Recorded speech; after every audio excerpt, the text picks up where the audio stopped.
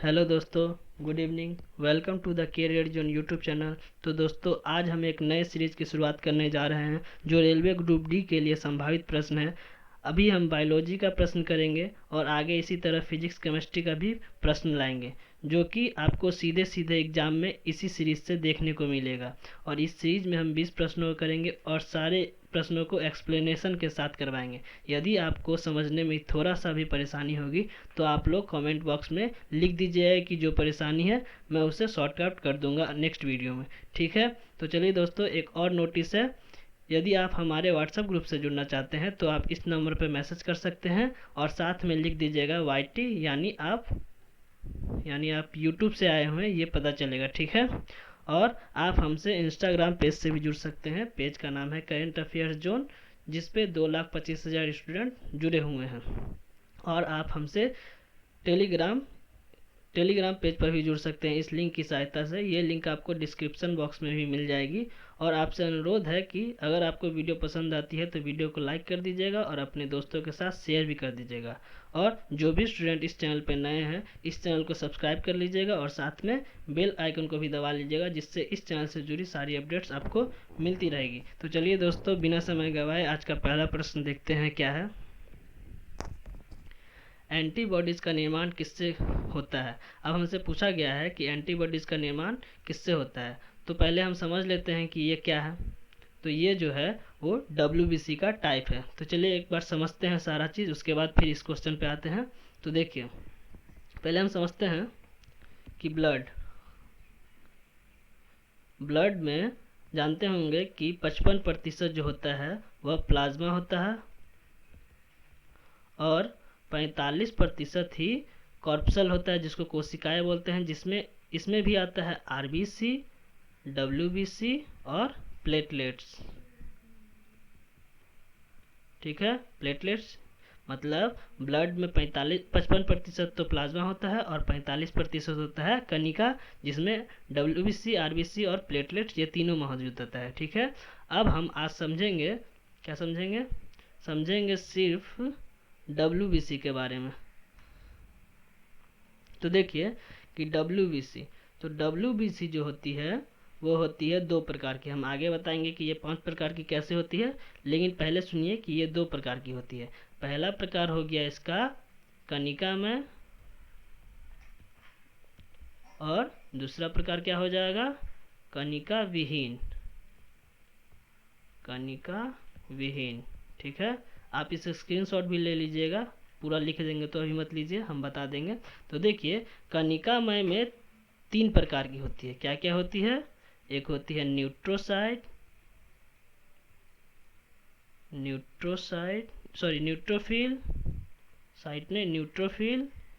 एक होती है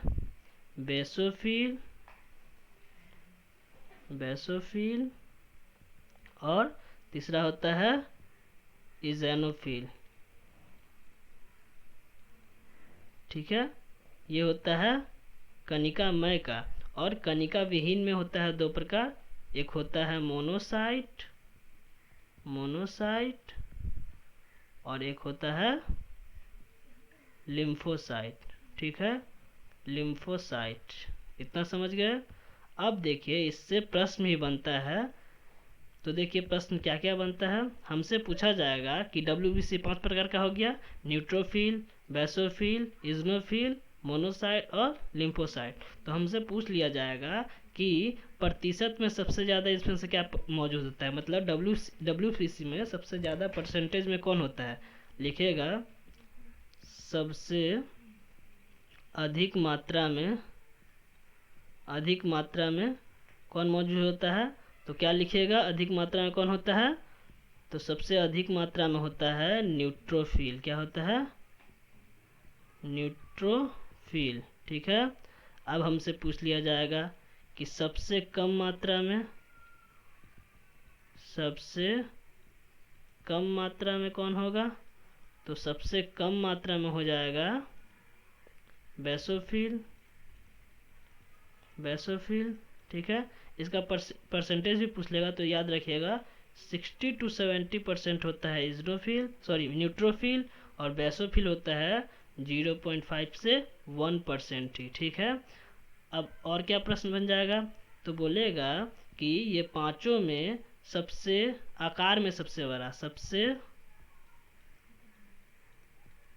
बड़ा आकार में, ठीक है, आकार में, ठीक है। तो आकार में सबसे बड़ा कौन हो जाएगा, तो आकार में सबसे बड़ा हो जाएगा मोनोसाइट, ठीक है, मोनोसाइट। अब एक और प्रश्न क्या बनेगा कि सबसे छोटा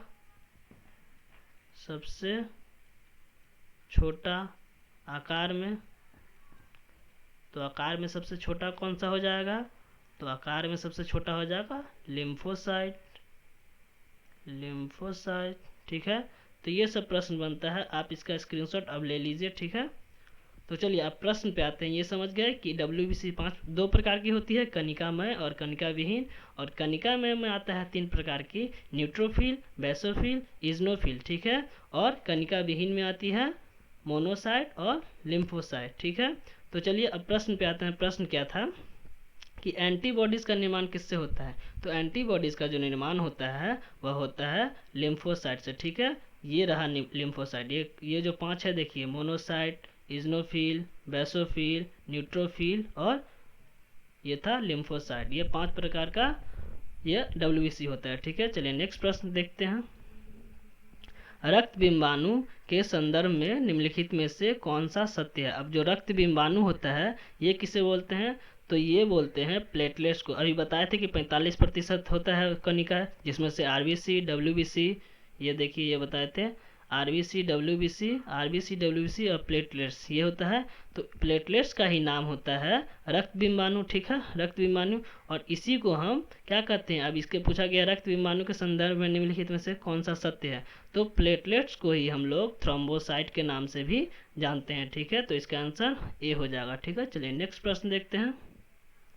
शरीर के भीतर रक्त स्कंदन किसकी उपस्थिति के कारण नहीं होता है। अब शरीर के अंदर रक्त क्यों नहीं जमता है, अब देखते होंगे कि जब भी हमारा शरीर में थोड़ा सा भी कट जाता है तो ब्लड जब निकलता है तो वायु के संपर्क में आते ही वह जम जाता है, थक्का बन जाता है रक्त का। लेकिन शरीर में ऐसा क्यों नहीं होता है, शरीर में भी तो थक्का बन जाना चाहिए, तो नहीं जमता है। ऐसा क्यों होता है, क्योंकि शरीर में एक हिपेरिन नाम का पदार्थ होता है जो रक्त को जमने से रोकता है, ठीक है, हिपेरिन, याद रखिएगा।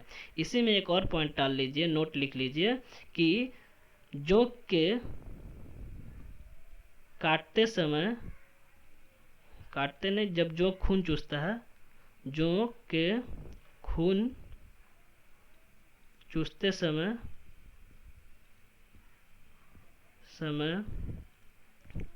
रक्त क्यों नहीं जमता,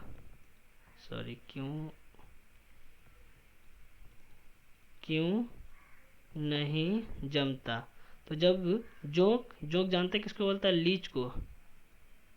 लीच के काटते से खून जब चूसता है तो उस समय रक्त जम जाना चाहिए, वो जमता नहीं और खून चूसते रहता, जम जाता तो खून नहीं चूस पाता, लेकिन रक्त जमता नहीं। क्यों नहीं जमता है, क्योंकि जोंक अपने मुंह से एक हीरोडिन नाम का पदार्थ निकालता है, हीरोडिन नाम का पदार्थ निकालता है, जिसके कारण खून नहीं जमता है, ठीक है। ये याद रखिएगा, ये भी प्रश्न पूछा जाता है, ठीक है। तो चलिए नेक्स्ट प्रश्न पे देखते हैं।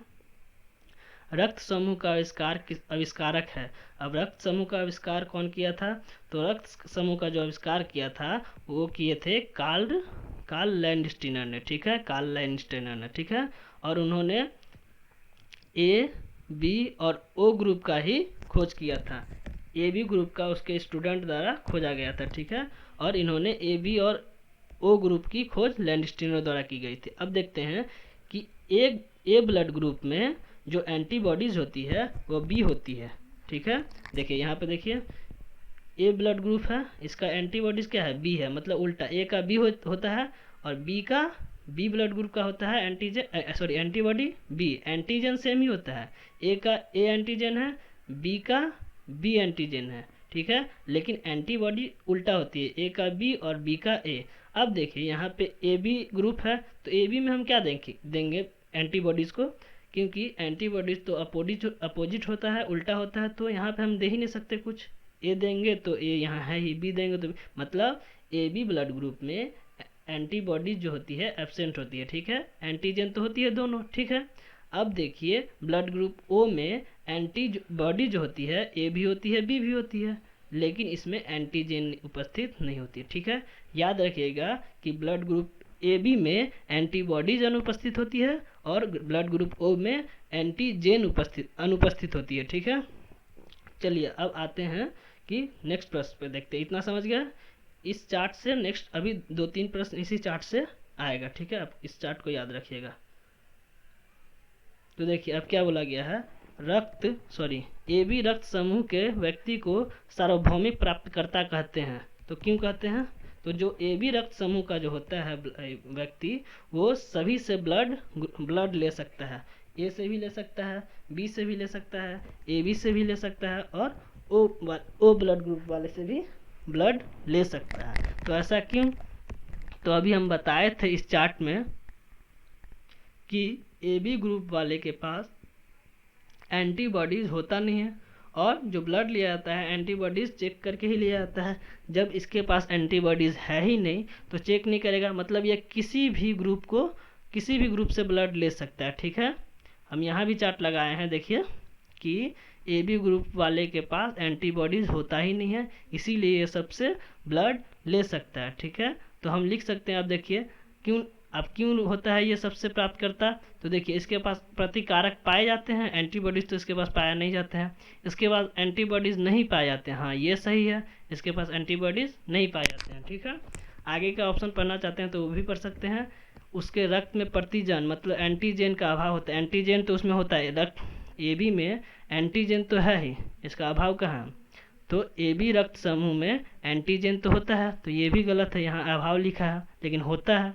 और इसमें एंटीजन और एंटीबॉडीज़ दोनों अभाव होता है, नहीं सिर्फ एंटीबॉडीज़ का अभाव होता है, एंटीजन होता है, ठीक है।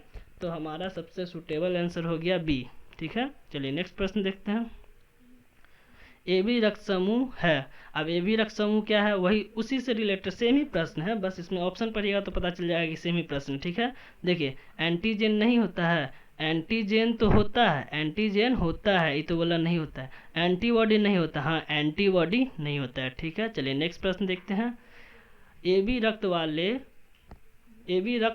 वाले व्यक्ति ए बी रक्त वर्ग वाला एक व्यक्ति। अब देखिए ए बी रक्त वाले व्यक्ति के संदर्भ में पूछा गया है कि इसमें से चारों में से कौन सा सही होगा। तो देखिए ए बी और ओ रक्त वाले लोगों को रक्त दान कर सकता है। अब ए बी रक्त वाले क्या सभी को दान करता है, नहीं, ये सभी से लेता है, देता तो सिर्फ ए बी को ही है, ये सभी से लेता है, ठीक है। सार्वभौमिक रक्त दाता नहीं कहलाता है, ये तो प्राप्त करता है। सभी भी वर्ग से रक्त ले सकता है, हाँ सभी से ले सकता है, ए बी सभी से ले सकता है, ठीक है। चलिए नेक्स्ट प्रश्न देखते हैं।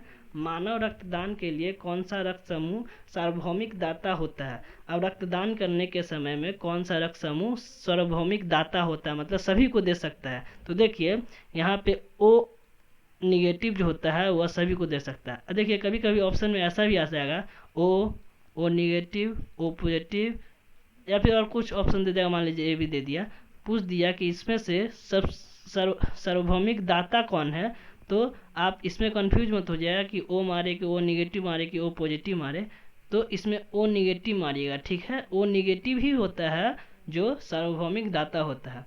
और कभी कभी अगर ओ निगेटिव न दिया रहे सीधा B A O A B दिया रहे तो आप ओ के साथ भी टिक कर सकते हैं, लेकिन ऐसा ऑप्शन रहे तो आपको ओ निगेटिव ही लगाना पड़ेगा, ठीक है। चलिए नेक्स्ट प्रश्न देखते हैं। मानव शरीर में सबसे बड़ी धमनी कौन सी है। देखिए सबसे बड़ी धमनी कौन सी होती है, तो देखिए हम एक चीज़ बताते हैं कि मनुष्य का जो ये मान लीजिए ये है, तो ये मनुष्य का जो लेफ्ट पार्ट होता है, ये हुआ लेफ्ट और ये हुआ राइट, ठीक है। लेफ्ट पार्ट में प्योर ब्लड बहता है, मतलब ऑक्सीजन रहता है उसमें, और राइट पार्ट में इम्प्योर ब्लड बहता है, ठीक है। इतना याद रखिएगा, इसमें कार्बन डाइऑक्साइड होती है, ठीक है। तो लेफ्ट साइड में प्योर जिसमें ऑक्सीजन होती है और राइट साइड में इम्प्योर जिसमें कार्बन डाइऑक्साइड होती है, ठीक है। एक चीज़ और याद रखिए, यहाँ हम लिख देते हैं कि धमनी में शुद्ध रक्त, सीरा में अशुद्ध रक्त। ठीक है, अब यहीं पर अगर धमनी में पुल्मोनरी या फुसफुसिया लग जाए, जैसे फुसफुसिया धमनी, तब इसमें अब कौन सा रक्त बहेगा? तो देखिए धमनी में बहता था शुद्ध रक्त, लेकिन जब उसमें फुसफुसिया लग गया तो अब ये जो है ये अब अशुद्ध रक्त कैरी करेगा। ठीक है, इसी तरह सीरा में अशुद्ध रक्त बहता है, यदि इसमें फुसफुसिया लग गया, फुसफुसिया सीरा, तो अब इसमें शुद्ध रक्त प्रवाहित होगा। ठीक है, ये चीज याद रखिएगा। और शुद्ध रक्त शरीर मतलब हार्ट के बायां साइड में, लेफ्ट साइड में शुद्ध और राइट साइड में अशुद्ध। ठीक है, इतना याद हो गया। अब हमसे पूछा गया है कि मानव शरीर में सबसे बड़ी धमनी, यहाँ देखिए धमनी पूछा गया है, तो इसका मतलब जाहिर सी बात है कि धमनी है, तो धमनी में बहता है शुद्ध रक्त, और शुद्ध रक्त तो शरीर के बायां साइड में ही मिलेगा। तो अब इधर का पार्ट हम देखेंगे ही नहीं। ठीक है, हम सीधा चले जाएंगे बायां साइड में। ठीक है, धमनी मतलब शुद्ध रक्त, और शुद्ध रक्त मतलब बायां साइड। अब बायां साइड का हम देखते हैं कि क्या क्या है। ठीक है, तो देखिए कि आपको ये देखिए, ये हो गया लेफ्ट आर्टिकल मतलब बायां अलिंद, ये हो गया लेफ्ट ऑरिकल मतलब बायां निलय। जब रक्त, और ये हो गया देखिए इसका जो है ये क्या है, ये हो गया फुसफुसिया सीरा। हम सीरा क्यों लिखे हैं? सीरा में तो बहता है अशुद्ध, लेकिन जब फुसफुसिया लग जाता है तो शुद्ध, और लेफ्ट साइड में तो शुद्ध ही बहता है, तो ये हो गया फुसफुसिया सीरा। तो देखिए लंग्स से फुसफुसिया सीरा के माध्यम से रक्त जो होती है बायां अलिंद में आती है पहले, फिर बायां अलिंद से बायां निलय में जाती है, और जब ये पंप होता है, हार्ट द्वारा पंप किया जाता है, तो यहाँ पे एक एरोटिक वाल्व होता है, एरोटिक वाल्व के माध्यम से, और ये अरोटा, इसका नाम होता है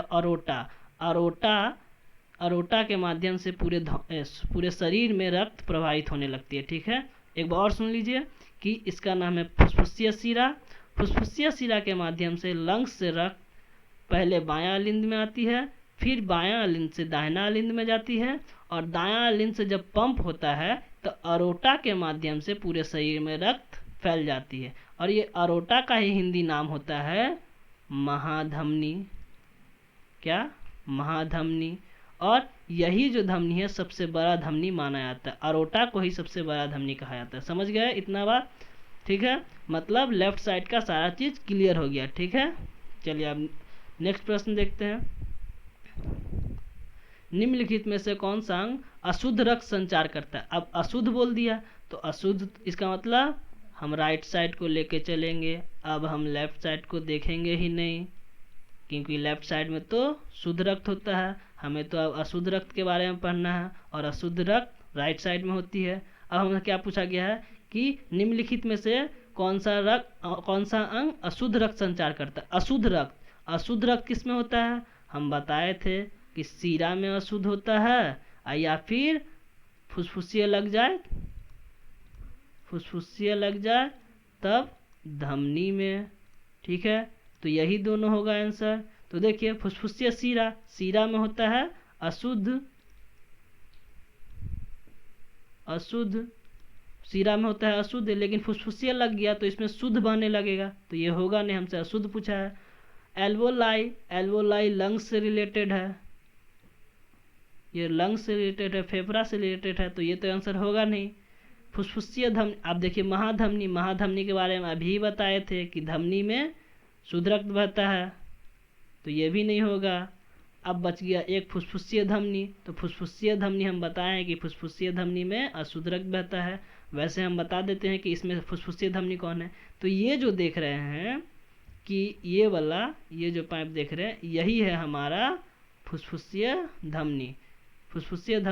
ठीक है, और ये हो गया था, हम इधर का क्या बताए थे, फुसफुसिया सीरा, यह है फुसफुसिया पुल्मोनरी वेन। ठीक है, और ये हो गया पुल्मोनरी आर्टरी। समझ गए इधर का? चलिए नेक्स्ट प्रश्न देखते हैं। मानव शरीर का रक्त बैंक क्या कहलाता है? अब मानव शरीर का रक्त बैंक जहाँ पे आरबीसी, इसे आरबीसी का कब्रगाह भी कहा जाता है, आरबीसी का कब्रगाह, क्योंकि ऐसे नहीं, कब्रगाह जहाँ पे आरबीसी का डेथ भी होता है, और आरबीसी का जो जीवन काल होता है 120 दिन का होता है, 120 दिन का होता है, ठीक है, जीवन काल 120 दिन का होता है। और स्प्लीन, आरबीसी का जो रक्त बैंक होता है, स्प्लीन को कहते हैं, स्प्लीन, ये स्प्लीन है, इसको बड़ा करके यहाँ दिखाया गया है।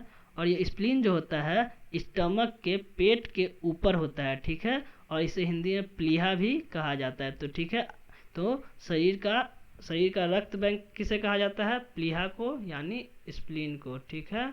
चलिए नेक्स्ट प्रश्न देखते हैं। एक किशोर मनुष्य में सामान्य रक्तदाब कितना होता है? अब एक मनुष्य है, उसमें रक्तदाब कितना होता है? बीपी कितना होता है? रक्तदाब यानी बीपी, ब्लड प्रेशर कितना होता है? तो 120/80 mmHg, ठीक है, इसे याद रखिएगा, यूनिट याद रखिएगा, ठीक है, यूनिट में ही कंफ्यूज हो जाइएगा, ठीक है। ये तो सभी को याद रहता है 120/80 होता है, लेकिन इसमें ही मार खा जाते हैं सभी। तो चलिए आज से याद कर लीजिएगा। चलिए नेक्स्ट प्रश्न देखते हैं। निम्नलिखित उपकरणों में किसे रक्तचाप मापने के लिए प्रयोग किया जाता है? अब देखिए, इसमें से ऐसा कौन सा उपकरण है जिसको रक्तचाप यानी बीपी मापने के लिए प्रयोग किया जाता है? ठीक है, तो देखिए, बैरोमीटर के बारे में जानते होंगे कि ये वायु दाब मापता है, वायु दाब मापता है। स्टेथोस्कोप के बारे में भी जानते होंगे, ये हृदय की आवाज़ सुनता है, हृदय की धड़कन सुनता है, हृदय की धड़कन सुनता है, धड़कन सुनता है, ठीक है, सुनता है। और हृदय का धड़कन का आवाज़ कैसा होता है? लब डब, ठीक है।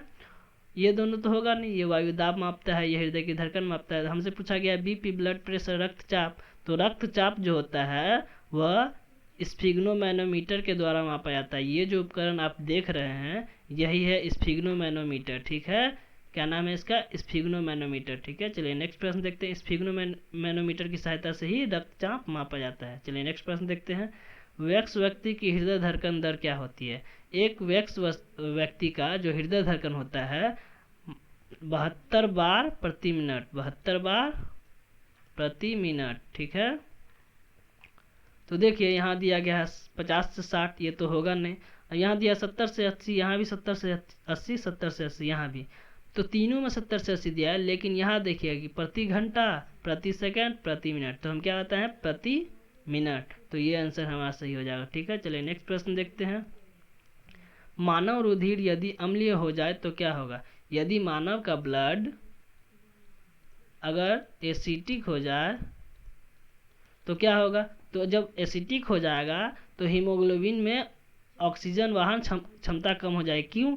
क्योंकि ऑक्सीजन, जो हीमोग्लोबिन होता है वह ऑक्सीजन को मतलब अपने में चपका लेती है, ऐसा बोलेंगे कि चपका लेती है। तो जब एसिटिक हो जाएगा तो हीमोग्लोबिन जो होगा वो ऑक्सीजन को अपने से चिपकाने में असमर्थ हो जाएगी, जिसके कारण शरीर में ऑक्सीजन की कमी हो जाएगी और हमारी मौत भी हो सकती है, ठीक है।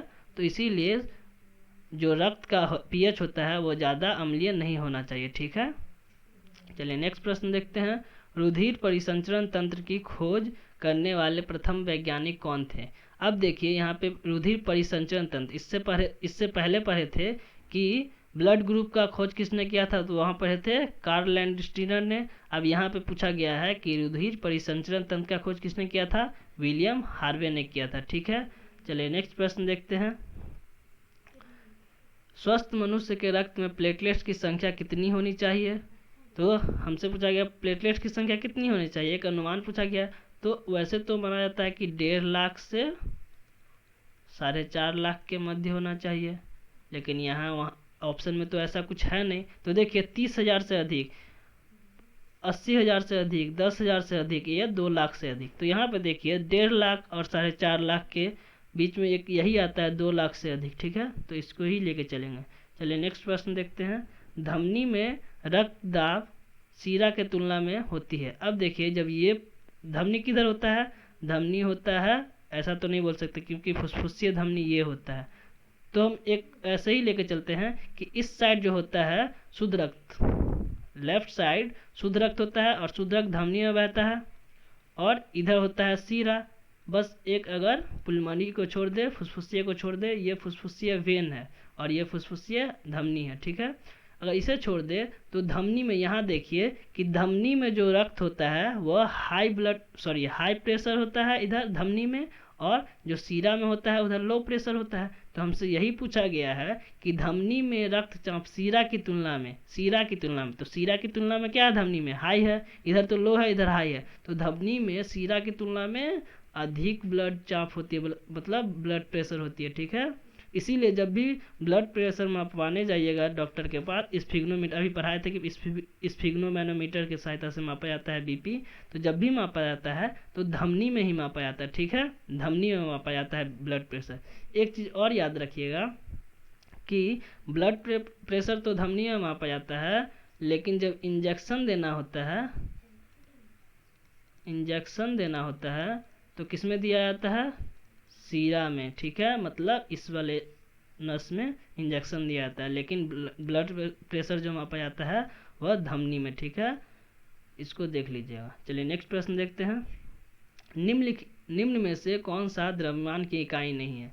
अब द्रव्यमान की इकाई नहीं है पूछा गया है, तो हम सब ऑप्शन को देखते हैं, अगर आपको छाटने भी आता है तो कर सकते हैं। तो देखिए, पैरालैक्टिक सेकेंड, माइक्रो सेकेंड, लीप वर्ष और सौर वर्ष। तो माइक्रो सेकेंड, लीप वर्ष और सौर दिन जो होता है ये सब द्रव्यमान की इकाई है, ठीक है, और ये नहीं है इकाई, तो हमारा आंसर यही हो जाएगा क्योंकि नहीं पूछा है, ठीक है। चलिए नेक्स्ट प्रश्न देखते हैं। एक प्रकाश वर्ष का मान कितना होता है, तो ये तो आपको याद ही करना पड़ेगा, 9.46 × 10⁻15 मीटर, ये होता है एक प्रकाश वर्ष की मान होता है, मन नहीं मान, ठीक है। तो चलिए दोस्तों, ये हमारा अंतिम प्रश्न था। यदि आपको वीडियो पसंद आई हो तो वीडियो को लाइक कर दीजिएगा और अपने दोस्तों के साथ शेयर भी कर दीजिएगा, और जो भी स्टूडेंट इस चैनल पर नए हैं इस चैनल को सब्सक्राइब कर लीजिएगा और साथ में इस बेल आइकन को भी दबा दीजिएगा, जिससे इस चैनल से जुड़ी सारी अपडेट्स आपको मिलती रहेगी। तो चलिए दोस्तों, आज के लिए इतना ही, फिर मिलते हैं अगले वीडियो में, तब तक के लिए बाय बाय।